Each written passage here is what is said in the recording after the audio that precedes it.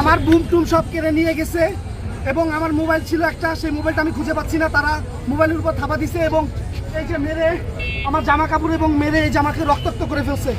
এই হচ্ছে অবস্থা। এবং এই মহাখালী বাস টার্মিনালে এখানে যাত্রীদের হয়রানি করছে এবং যাত্রীদের মারছে। সেই ভিডিও যখন ধারণ করছি আইসা আমার ফোন থাবা দিয়ে নিয়ে গেছে এবং আমি কেন ভিডিও করলাম সে কারণে আমাকে এই যে মেরে রক্তাক্ত করে ফেলছে। এবং পুলিশ এখানে দাঁড়ানো ছিল এবং সেই পুলিশ এসে তারা কিছুই বলে নাই, তারা দূরে দাঁড়ায় দাঁড়ায় দেখেছে। এই হচ্ছে মহাখালী বাস টার্মিনালের অবস্থা।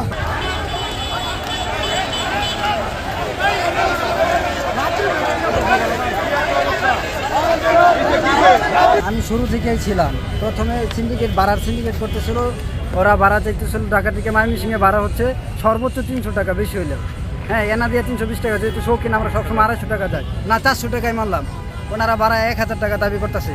তো সাধারণ মানুষ যখন আসসালামু আলাইকুম, জনমত টিভি থেকে বলছি। আমাদের সাংবাদিক কর্মীর ভাইয়ের গায়ে হাত তোলা হয়েছে।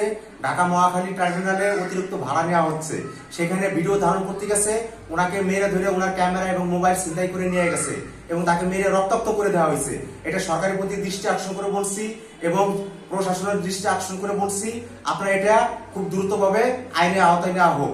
এবং এটা যদি আপনার তীব্র নিন্দা জানাচ্ছি, যদি আপনার এটা বিচার প্রতিবাদ না করা হয় তাহলে আমরা যে সাংবাদিক কর্মীরা আছি আমরা কিন্তু এটা ঐক্যবোধ জানাবো এবং আমরা কিন্তু রাস্তায় নামতে বাধ্য হব। এবং জনগণের স্বার্থে কথাটা বলতেছি, আমরা সত্যর পথে লড়াই করি এবং আমরা সত্যকে তুলে ধরি। এবং আপনারা অবশ্যই ভিডিওটা বেশি বেশি শেয়ার করবেন, বেশি বেশি লাইক কমেন্ট করবেন, কারণ আপনাদের জন্য আমরা কাজ করি। আপনারা যদি লাইক কমেন্ট শেয়ার না করেন তাহলে এটা সরকারের কাছে যাবে না এবং আপনারা ওই জনপ্রশাসনের কাছেও যাবে না। অতএব আপনাদের জন্য যেহেতু কাজ করি, আপনাদের জন্য আমাদের জীবনটা বাজি রেখে কাজ করতে হয়। আপনারা অবশ্যই এটা সাপোর্ট করবেন, শেয়ার করবেন, এটা যেন খুব দ্রুতভাবে প্রশাসনের কাছে পৌঁছায়।